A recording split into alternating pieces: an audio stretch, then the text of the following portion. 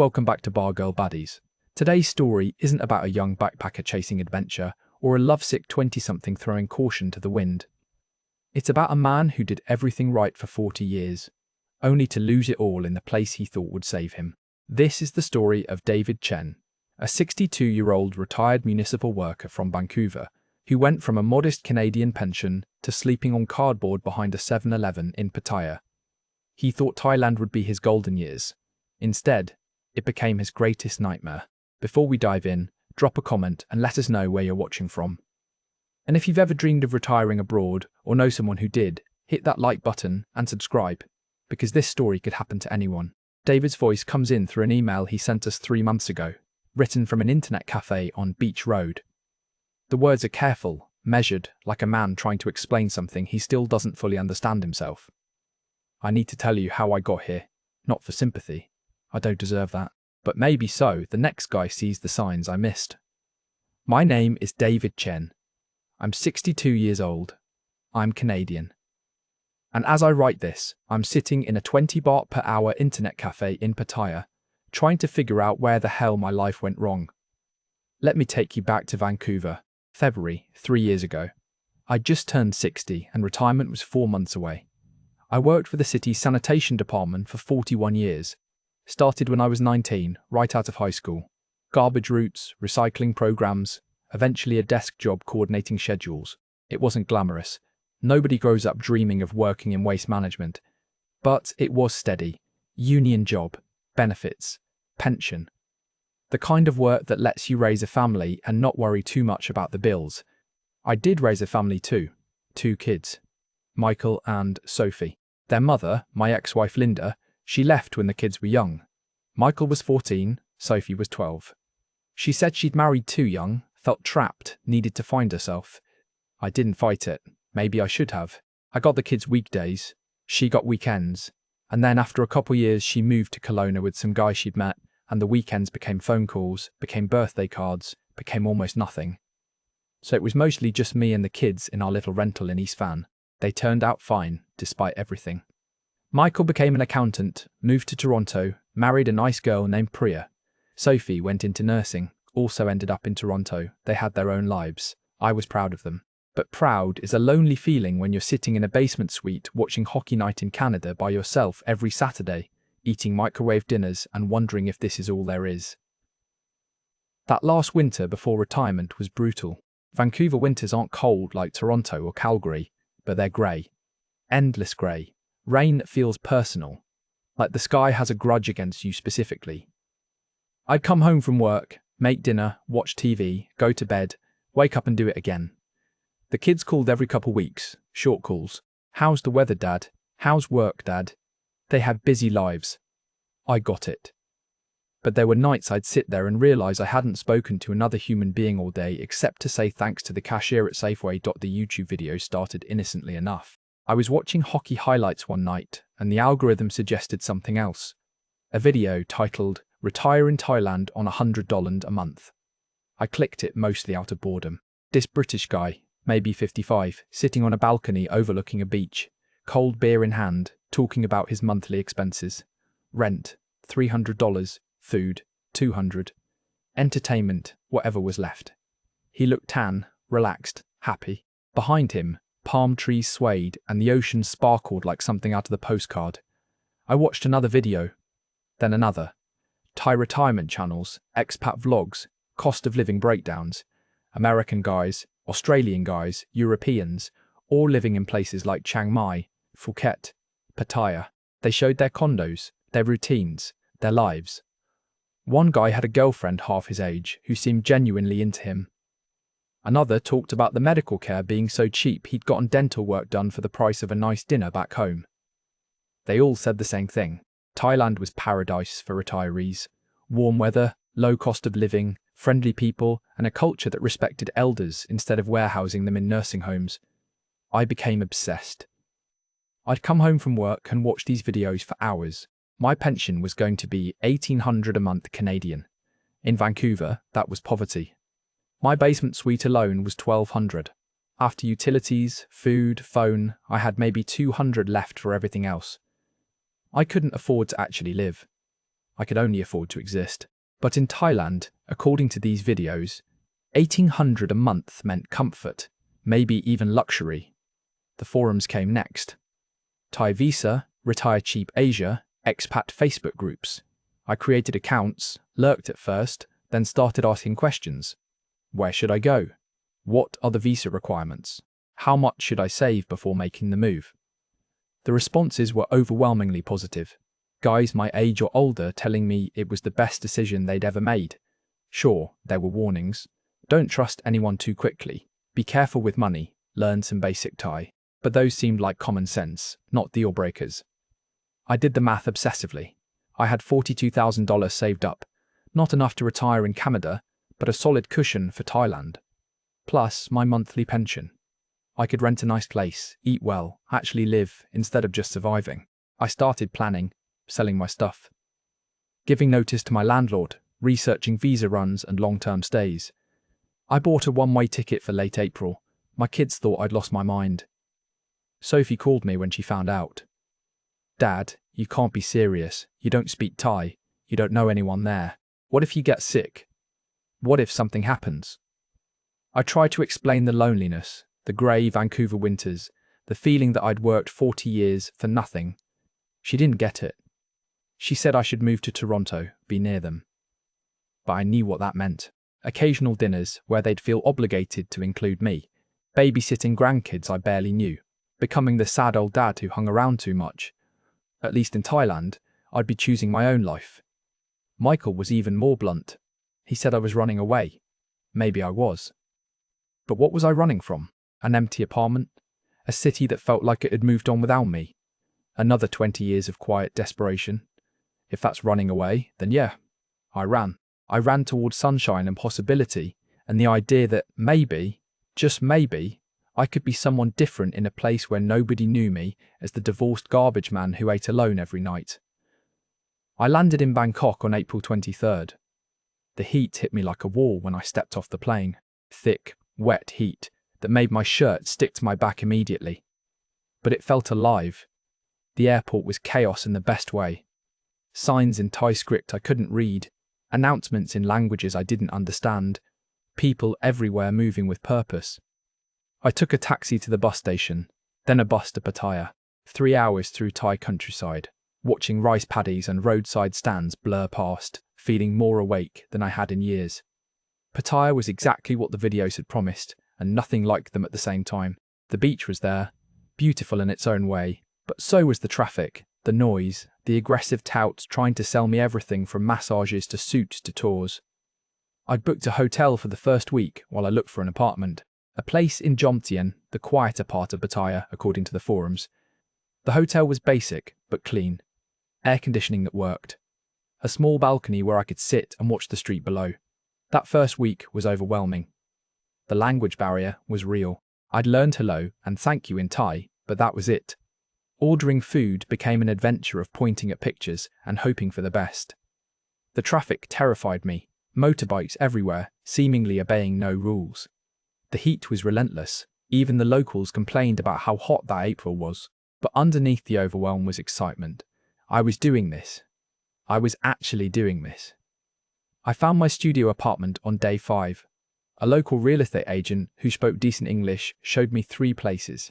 The one I chose was in Jomtien, 4th floor of a 6-story building, maybe 300 square feet total. Tiny kitchenette, bathroom with a shower that drained directly into the floor, a double bed, a small couch, and most importantly, air conditioning and a balcony with a partial sea view if you leaned out far enough. 8,000 baht a month, about 300 Canadian dollars. I paid 3 months up front, first and last and deposit, and suddenly I had a home in Thailand. The setup took a week, buying basics at Big CA Fan for when I didn't want to run the AC, plates and utensils, bed sheets, toiletries. Everything was so cheap compared to Vancouver, I felt rich. I bought things I didn't even need just because I could. A fancy coffee maker, a Bluetooth speaker, new clothes from the night market. The novelty of affordability was intoxicating. Then came the routines. I'm a creature of habit, always have been, and I built new ones quickly. Morning coffee at a small cafe run by a Thai woman who smiled every time I walked in. She didn't speak much English, but she remembered how I took my coffee after the third visit. 2 sugars, a little milk. I'd sit there for an hour, watching the neighbourhood wake up. Motorbikes ferrying kids to school, street vendors setting up their carts, dogs wandering past looking for handouts. After coffee, I'd walk to the beach. Jomtien Beach isn't as famous as Pattaya Beach, but it's nicer in a lot of ways. Less crowded, more locals. I'd swim most days. The warm Gulf of Thailand water feeling like bathwater compared to the Pacific back home.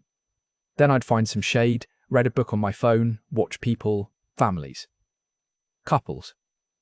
Other retired foreigners like me, most of them looking just as content as I felt. Lunch was usually street food. Pad Thai for 40 baht, fried rice with chicken for 50, mango sticky rice for dessert because, why not? I ate better in Thailand on $10 a day than I ever did in Vancouver on 30. The food was fresh, flavourful, made right in front of you. I started to recognise the regular vendors, and they started to recognise me. The lady who made samtam would make mine less spicy without me asking. The guy with the grilled chicken cart would slip me an extra piece sometimes and wave away my attempt to pay more. Afternoons I'd explore, take a BART bus somewhere new, wander through markets, sit in air-conditioned malls when the heat got too intense. I visited temples even though I'm not religious. The architecture was stunning. The sense of peace inside them was real. I'd watch monks going about their business and feel something I hadn't felt in Vancouver.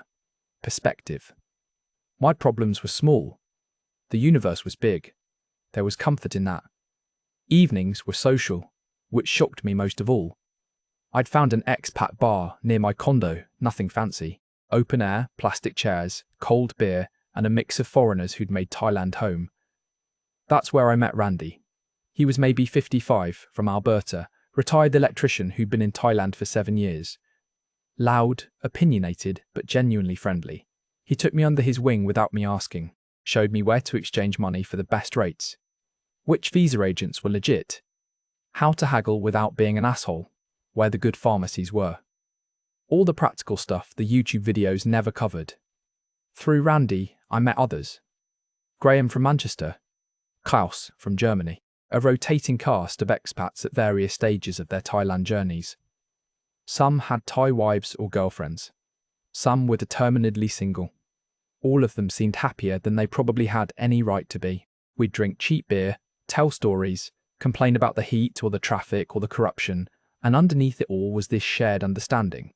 We'd found something here, an escape maybe, but also a new beginning. By month 3, I felt transformed. I'd lost weight from all the walking and swimming. My skin was tan. I smiled more. I called my kids and actually had things to talk about. Sophie softened a bit.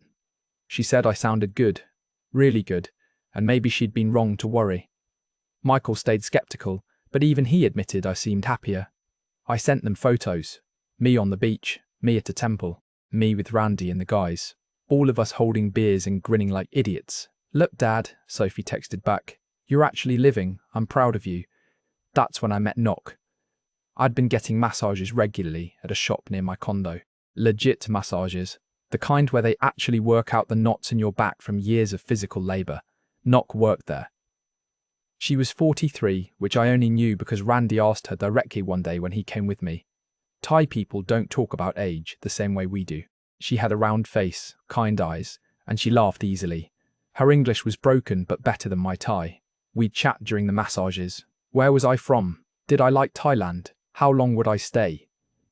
She started joining us at the bar sometimes after her shift.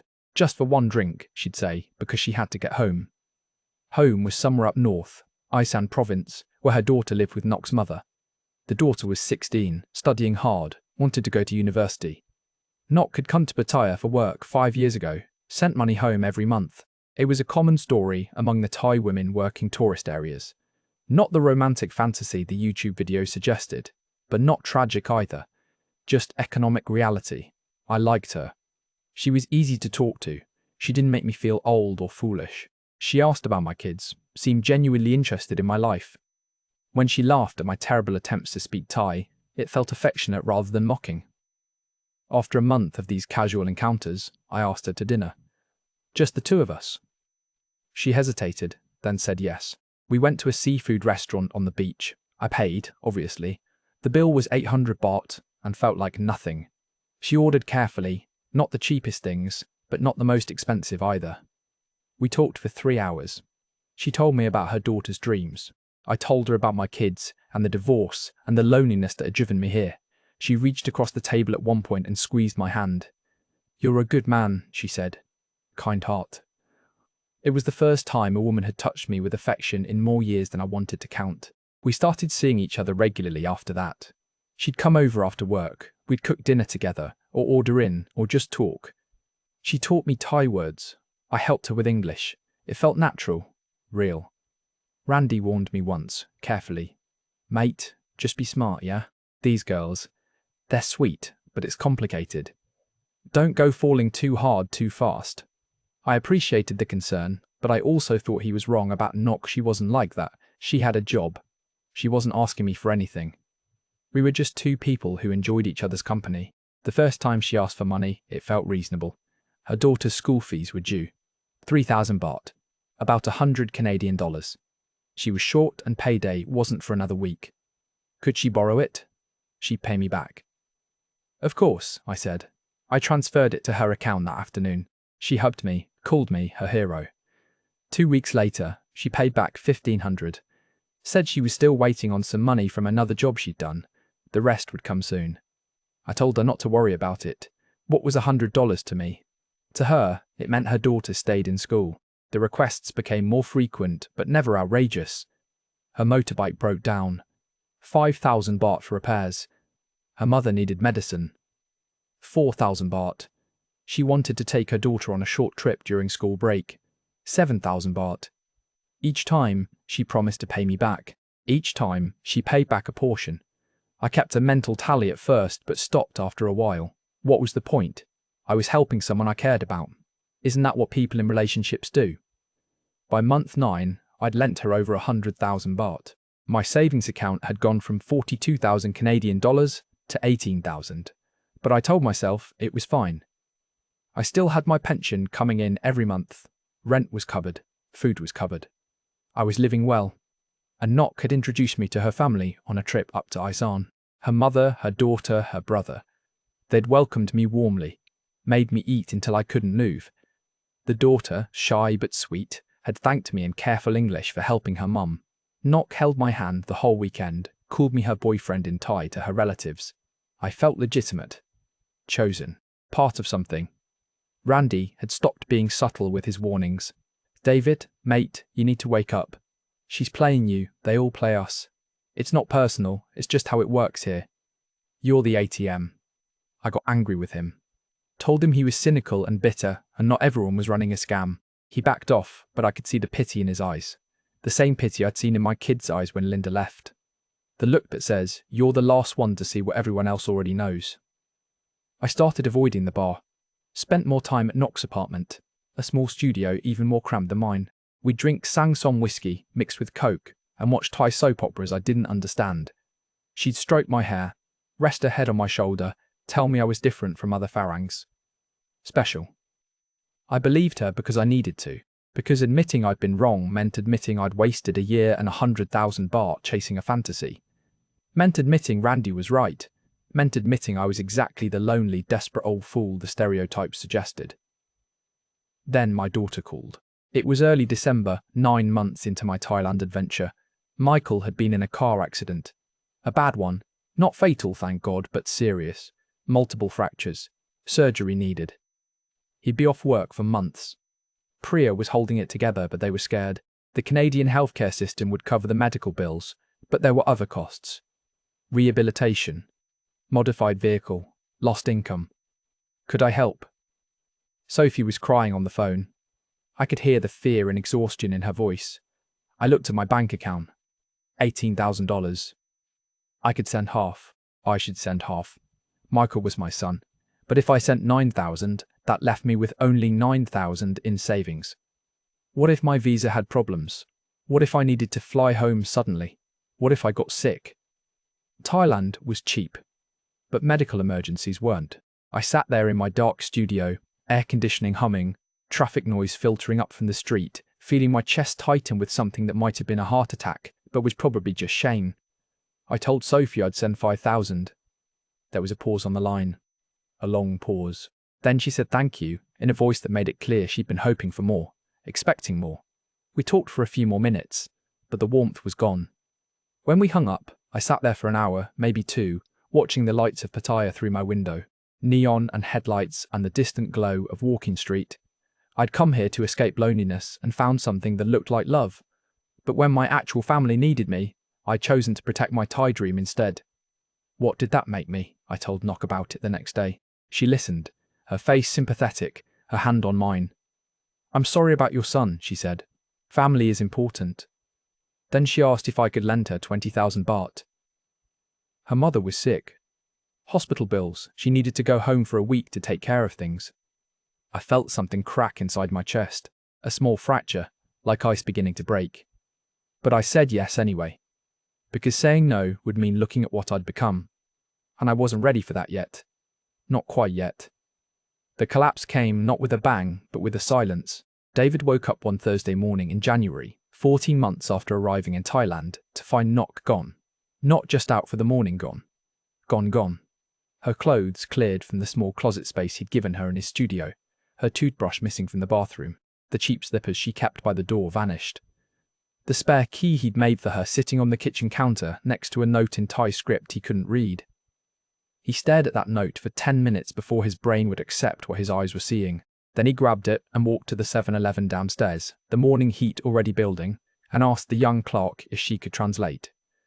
She looked uncomfortable, glanced at the note, then at him, then back at the note. She pulled out her phone and typed the Thai characters into a translation app. Thank you for everything. I need to take care of my family now. Please don't contact me. The clerk handed the phone back without meeting his eyes. Som nam na, she muttered. He didn't know what that meant, but he could guess from her tone. Serves you right. David tried calling. The number he'd called 1,000 times. The number that used to pick up after 2 rings with her voice saying hello in that particular way she said it, mixing Thai and English. Now it went straight to a recorded message in Thai. Blocked. He called again. Same thing. He tried Line, the messaging app everyone used in Thailand. Her account was gone, not blocked. Gone. Like she'd deleted everything connected to him in one efficient purge. He walked to the massage shop where she worked. Had worked, past tense. He was learning. The other girls were there, setting up for the day, arranging oils and towels. They saw him coming and their faces closed off. Where's Nok? He asked. One of them, a younger girl named Ploy, who'd always been friendly, shrugged. She not work here anymore. When did she quit? Ploy glanced at the others. Maybe 2 weeks. Where did she go? Another shrug. Up country, back to family. Do you have her number? Can you tell me where exactly? Ploy shook her head. Cannot help you. Sorry. The door closed with a finality that felt rehearsed. Randy found him that afternoon sitting on the beach, the same beach where he'd felt so hopeful 14 months ago. David was just staring at the water, not really seeing it. Randy sat down next to him in the sand, didn't say anything for a while. Then, quietly, How much, mate? David told him. Everything. The 150,000 baht over 11 months. The 20,000 right after his son's accident. The way she'd slowly cleaned out his savings while he'd convinced himself it was love. Randy swore softly in the way Canadians do, all breath and resignation. I'm sorry, he said. I really am. Wish I'd been wrong. They sat there for another hour. Randy bought them both beers from a beach vendor. The sun was setting, painting everything gold and pink, the same colours David had seen in all those retirement videos. It was still beautiful. That was the cruelest part. The beach was still beautiful. The weather was still perfect. Thailand hadn't changed. Only his understanding of his place in it had shifted. He wasn't a man who'd found love and a new life. He was a statistic. Another lonely foreigner who paid for companionship and mistaken the transaction for connection. The depression that followed wasn't dramatic. No breakdowns or scenes. Just a slow withdrawal from the world. David stopped going to the beach. Stopped going to the expat bar, where he'd have to face Randy's pity and the others' knowing looks. Stopped cooking the simple meals he'd learned to make. He ordered delivery, or ate instant noodles, or didn't eat at all. The studio that had felt like freedom when he first moved in became a cell. 4 walls and air conditioning and the constant noise of traffic outside. He'd sit on his balcony in the evening with a bottle of Sang Som and watch Pattaya go about its business below. The tourists laughing, the locals working. Life continuing like he wasn't slowly disappearing. His savings were down to $11,000 Canadian. He'd sent his son $5,000 after the accident, but it felt like too little too late. Sophie had called once after that, her voice careful and distant, asking if he was okay. He'd lied and said yes. She hadn't believed him, but she also hadn't pushed. The distance between Vancouver and Pattaya wasn't just geographic anymore. It was emotional. He'd chosen Thailand over them, and they'd quietly accepted it and moved on. He couldn't even be angry about it. The drinking got worse. Not fall down drunk, nothing that dramatic, just constant. Beer with breakfast to take the edge off. Whiskey in the afternoon, because what else was there to do? More whiskey in the evening until he could sleep. His pension covered rent and alcohol, and not much else. By March, 2 months after Nock disappeared, he was behind on rent. His landlord was understanding at first. "Coon David, you good man, you pay next month, no problem." But when next month came and David was still short, the understanding evaporated. "This business," the landlord said, "you pay or you go." David paid 1 month. Couldn't pay the next. The eviction notice was polite but firm. He had 2 weeks. He packed his life into 2 suitcases and a backpack. Everything he owned reduced to what he could carry, and moved to a cheaper place in North Pattaya.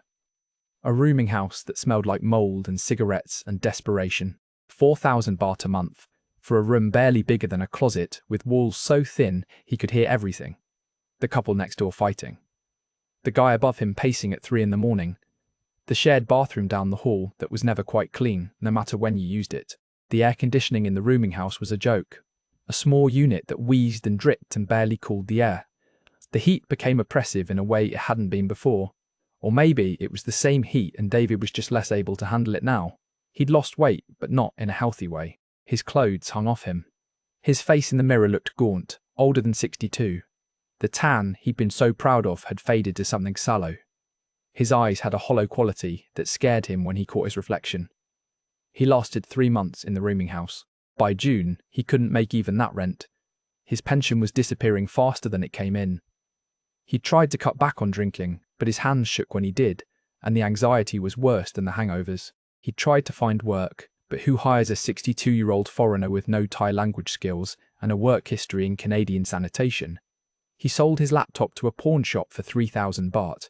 His nice watch, a retirement gift from the city, went for 5,000. The camera he brought to document his new life brought 4,000. He was liquidating his existence piece by piece. The couch surfing started in July. Randy let him stay for a week, set him up on the couch, made him breakfast, tried to talk about options. But Randy had his own life and his own problems, and charity has limits. After a week, David moved on. Another expat he barely knew let him stay a few nights out of pity. Then another. Each time, David promised himself he'd figure something out. Get back on his feet, find a solution.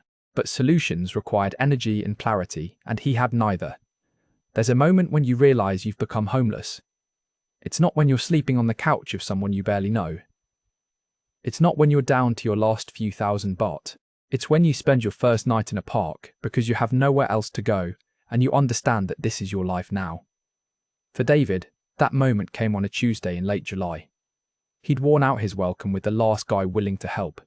He had about 2,000 baht left, not enough for rent anywhere, enough for food for a week, maybe if he was careful.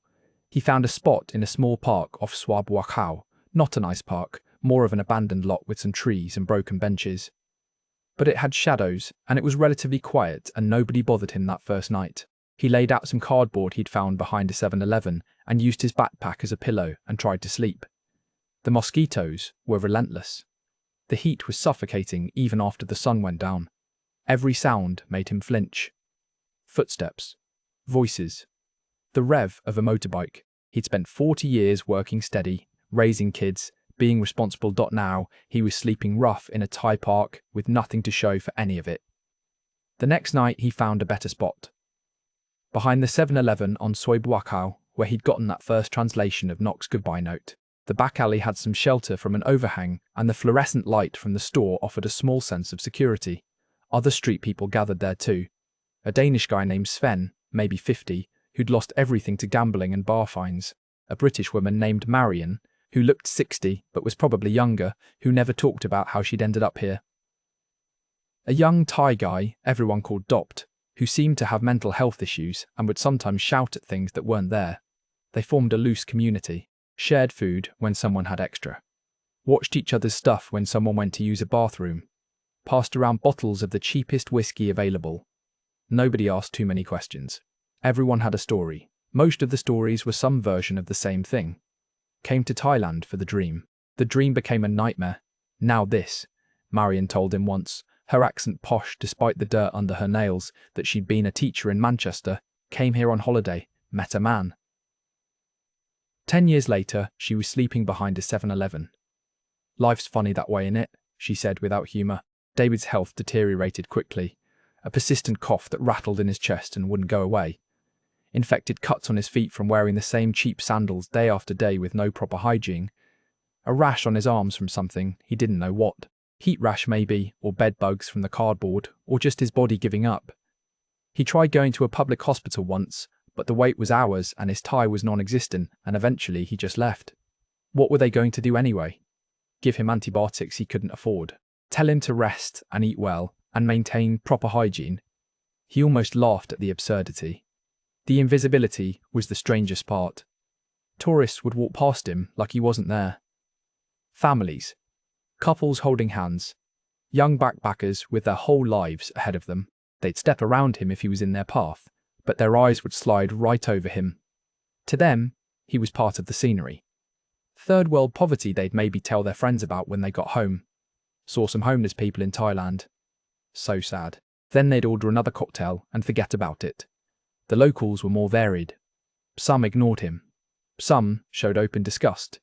A few showed kindness, like the old woman who ran a fruit cart and would sometimes give him mangoes that were too ripe to sell. He tried calling his daughter once in August, borrowed Sven's phone, promised to pay him back somehow. Sophie's number was still in his head, even though he'd lost his own phone months ago.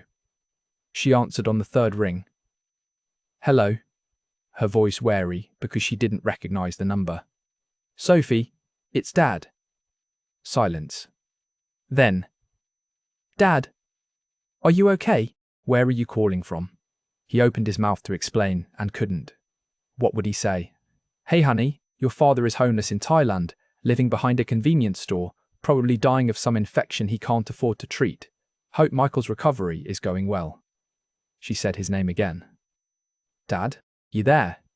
He hung up. Handed the phone back to Sven. Couldn't do it, he said. Sven nodded. Yeah, most can't. What broke him wasn't the physical hardship. He'd worked physical jobs his whole life. He could handle discomfort. It was the realization that he'd done this to himself. Every step of the way, he'd had choices. He'd chosen to come to Thailand running from loneliness instead of facing it. He'd chosen to believe Knock's act because believing it felt better than admitting he was alone. He'd chosen to ignore Randy's warnings because Randy's truth was uncomfortable. He'd chosen to protect his Thai fantasy over helping his own son. Nobody had forced any of it. This wasn't bad luck. This was consequence. The nights were the worst. Lying on cardboard that never quite kept the dampness out, listening to the sounds of Pattaya at night, music thumping from the bars, laughter, the high whine of motorbikes, sometimes screaming, sometimes crying, always something. The city never slept, and neither did he most nights. He'd lie there thinking about Vancouver, his basement suite that had felt so small and limiting, his job that had felt so meaningless, the loneliness that had driven him here. And he'd realised that loneliness wasn't about geography. You could be lonely anywhere. The difference was in Vancouver he'd had a roof and food and dignity. Here he had none of those things, and he was still lonely. More lonely. Loneliness compounded by shame and regret, and the knowledge that he'd traded everything for nothing. September came with rain. The monsoon season everyone had warned him about back when he first arrived, when he'd been the optimistic new retiree excited about his fresh start. The rain made sleeping rough, almost impossible. Everything got wet, cardboard dissolved, Clothes never dried. The alley behind the 7-Eleven became a river. David and the others would huddle under whatever shelter they could find, shivering despite the heat, waiting for it to pass. The cough got worse. He'd wake up sometimes, choking, gasping for air, feeling like he was drowning. That's how Randy found him. David was outside a clinic, had managed to stumble there during a brief break in the rain, but he'd collapsed outside the door, half conscious, fevered. Randy was driving past, saw him, recognized him despite how much he'd changed. Randy got him inside, paid for treatment, sat with him while they ran an IV and gave him antibiotics and told him in broken English that he was severely dehydrated and malnourished, and if he kept living like this, he'd be dead in a month. They sat in Randy's truck afterward. David was too weak to even feel embarrassed. Randy drove him to a local coffee shop, bought him actual food, watched him eat slowly because his stomach had shrunk and couldn't handle much. Then Randy laid it out. "Listen, mate, I made some calls. There's a charity in Bangkok. Helps destitute expats get home. They can get you repatriated if you want. Back to Canada. Your kids. Real healthcare. It'll mean swallowing your pride." Admitting this didn't work out. But the alternative is dying in a Pattaya alley. Those are your options. David didn't answer right away. Couldn't. The food was making him feel human again, and he resented it. Being human meant feeling things, meant facing what he'd become. Randy waited. Finally, David asked how long he had to decide. Randy shrugged. "They need some paperwork, proof of citizenship, contact with family back home. Figure maybe a week or two to arrange everything if you commit. But David, mate, you can't keep living on the street. You understand that, yeah?" David spent 3 days thinking about it. He walked the beach again, the same beach from the videos, from his first hopeful months, from his evening walks with Nock. It was still beautiful. The water still sparkled. The sunset still painted the sky in impossible colours. Couples walked hand in hand. Kids built sandcastles. Life was happening all around him, and he was just a ghost passing through.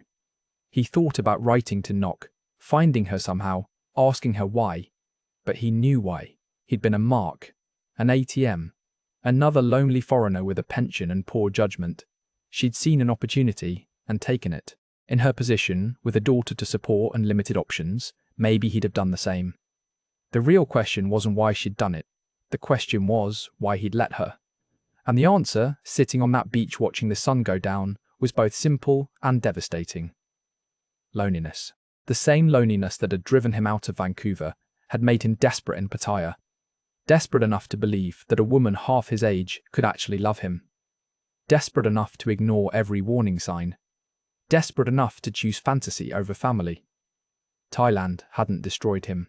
He'd already been destroyed, hollowed out by decades of just going through the motions, and he'd hoped a change of scenery would fill the void. When it didn't, when the fantasy collapsed under the weight of reality, there was nothing left to catch his fall. He told Randy yes on the 4th day, found him at the expat bar, the bar David hadn't been to in months, and said he was ready. Randy clapped him on the shoulder, relieved. "Good man. Smart choice. We'll get you sorted." Within a week, Randy had connected him with the charity. They needed David's passport, which he still had somehow, hadn't lost or sold despite everything else. They needed contact information for family. David gave them Sophie's number.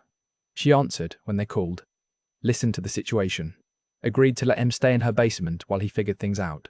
No warmth in her voice. No anger either. Just exhausted resignation. Like she'd been expecting this call for a while. The charity moved fast once everything was in place. They bought him a plane ticket, Bangkok to Vancouver via Tokyo, made sure he had enough baht to get to the airport, gave him clean clothes and a hygiene kit so he wouldn't look quite so much like what he was. The other street people threw him a little goodbye gathering the night before he left. Sven gave him a letter to mail to someone back in Denmark. Marion gave him a worn paperback book for the flight. Dottim gave him a cigarette even though David didn't smoke. It felt important to take it anyway. David's last night in Thailand, he sat on the beach one final time. Alone.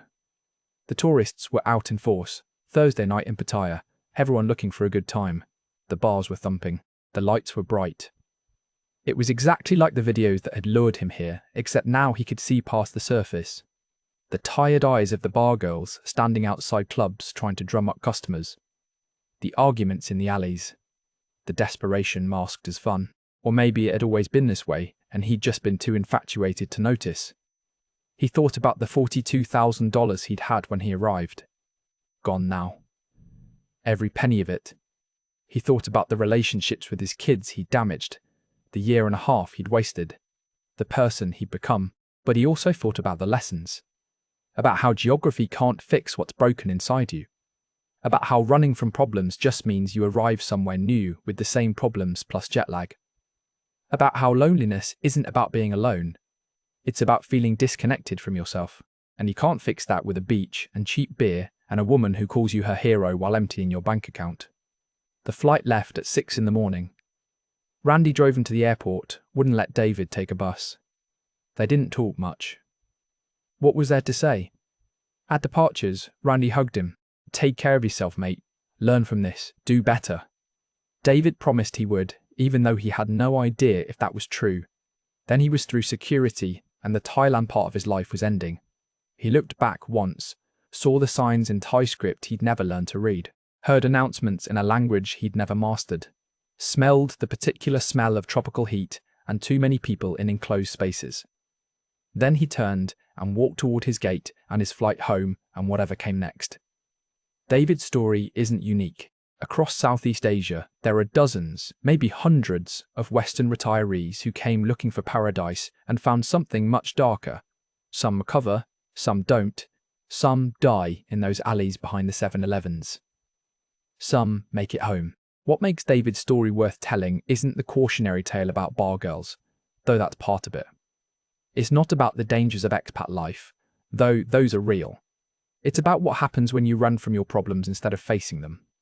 When you let loneliness drive your decisions, when you mistake a transaction for connection because you need connection so badly you'll believe anything.